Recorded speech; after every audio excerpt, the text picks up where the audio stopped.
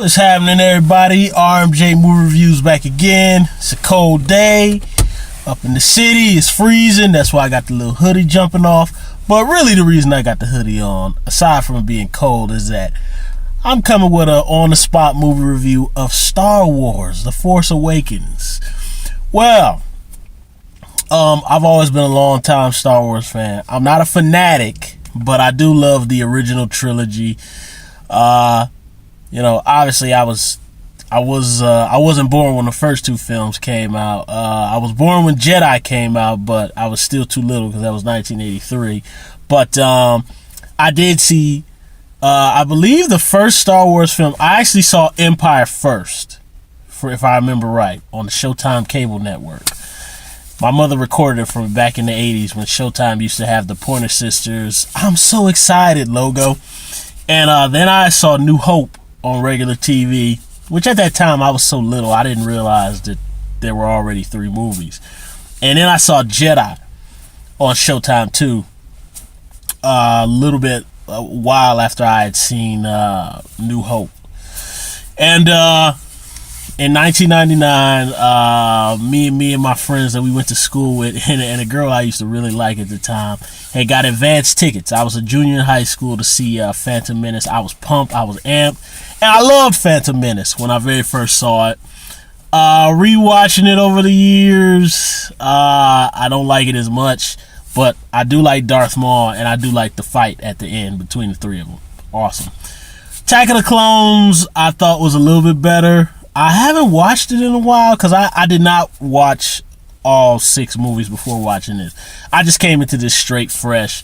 But I know the original trilogy well enough to know everything that's the nods and stuff in this new film. And the prequels, I just didn't care to rewatch.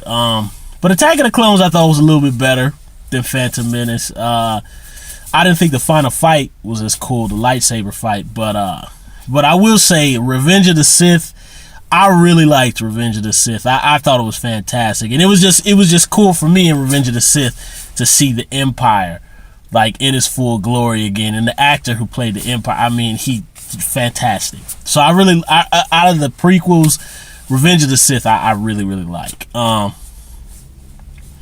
Like other people would say, does it really connect to the first 3? Kinda, sorta, I guess, yeah, but whatever. I like Revenge of the Sith. This new film, The Force Awakens, JJ Abrams is like taking over the game, man. Because the Star Trek reboot, I saw the first one. I really liked that film. I didn't see Into Darkness, but I heard it was good, and I heard most people liked it. The Force Awakens is fantastic. It's absolutely fantastic. I really enjoyed it. JJ Abrams is just he's a really good writer, and he's a really good director, and I love how, unlike the prequels, he uses, and I remember when I had cinematography in college, and when I was a film major, when I was in college, a lot of my professors used to talk about tell the story visually. You don't have to have these monologues where you go, "Oh, my dad killed my mom," blah blah blah blah. You don't have to do all that. Use the images to tell the story, and then the dialogue kind of complements the image. JJ Abrams does that perfectly here. And unlike the prequels, where people are sitting around and, "Oh, well, Count Dooku killed such and such," and da da da da da da, and all these monologues that go on and on and on. And no. You keep your pace tight. You keep the characters. You keep the characters moving. You keep action, something happening. You're using the visuals to tell the story. And this movie goes at a really good pace. Some people have said they think it's too fast. I wouldn't say that. I like the fact that, I'm not going to tell the whole story. I mean, look, guys, we're not taking this stuff too seriously. It's a Star Wars movie. The bad guys are back, and there's some new good guys. There's new bad guys, new good guys getting some help from the old good guys, and they join forces to fight the new bad guys. Bam, that's your new Star Wars movie. That's all that needs to be said. But the story is a story that kind of kind of sort of is a ticking clock kind of story, but it goes at a very good pace. Harrison Ford, actually, you know, him and Carrie Fisher, there's performances here. You know, this is not just like a cash grab. Yeah, it's a cash grab. They got to make their money. But this isn't a just, I pop up and say, hey, what's happening, and then leave kind of thing.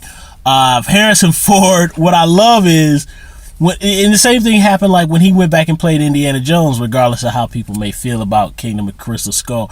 Harrison Ford is a fantastic actor. At his age, he just still has that charisma, and he still plays Han Solo good. I mean, just like he did Indiana Jones, this is a grumpier version, grumpy old man version of Han Solo, but he still plays it good, and his interaction with Chewie is still just like it was in the old movies. You know, and it's just still funny to hear Chewie go, you know, and Harrison Ford has these little quippy responses to him. It's still spot on. Carrie Fisher, you know, she did her thing. I would have liked for their interactions on film to be a little bit longer and maybe a little bit more playful, but granted, the circumstances of the film, you know, didn't really lend itself to be playful. Mark Hamill, I'm not gonna do no spoilers, so I'm not gonna say anything. I'm not gonna say anything about that. There's lots of clever nods to the older films. Some people would say there's too many. I felt it was just enough, and then I felt to me, in my personal opinion, I thought it was an even balance. I thought it was an even balance of nods and homages. Yeah, there's a lot of plot points that are very close to the original trilogy. I don't care. This film is just miles and miles and miles and miles and miles better than the prequels. I even think it's better than Revenge of the Sith. But it's fantastic. I like the fact that there's a lot of practical action here. Yes, of course, there's CGI. There has to be. But I like the fact that they incorporate a lot of in-camera action, a lot of costumes, actual creature costumes like the original movies. That's fantastic.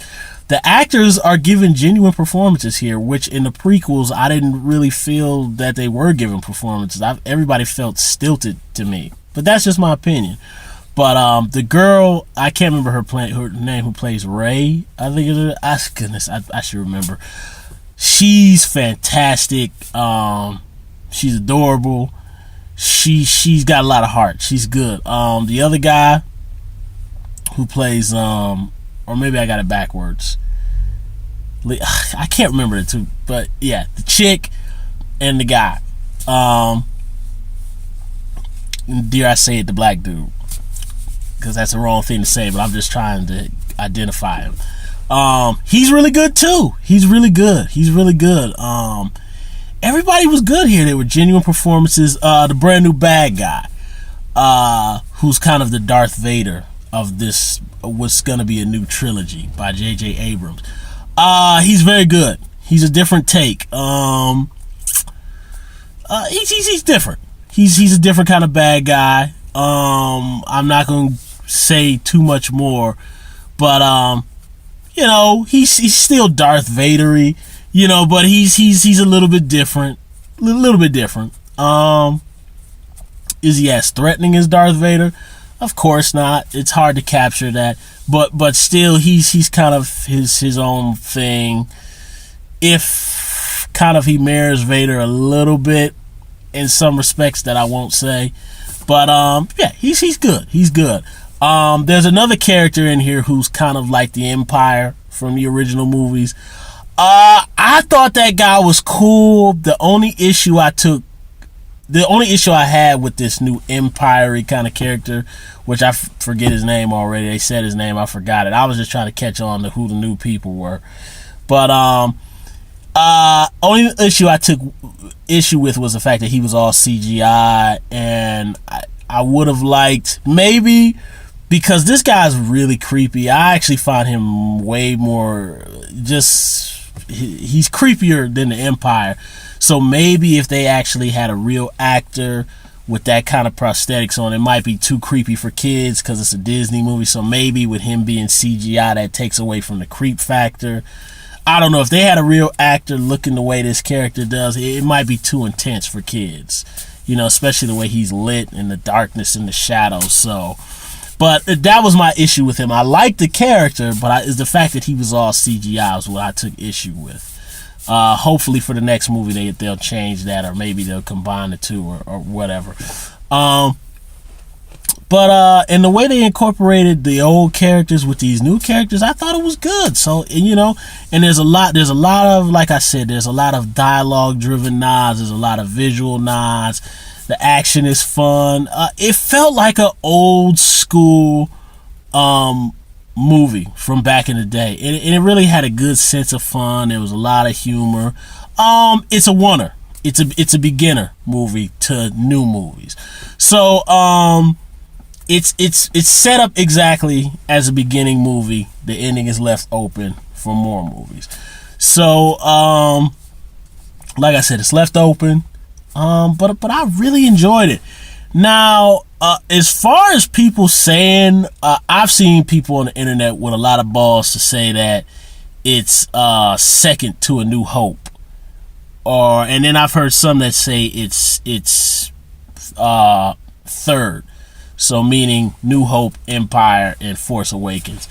I just disagree with that. I highly disagree with that. If anything, it's fourth to me. In my personal opinion, it goes Empire, New Hope, Jedi, Force Awakens, and then Revenge of the Sith, and then Attack of the Clones, or probably Phantom Menace. That would be RMJ Movie Review's personal order.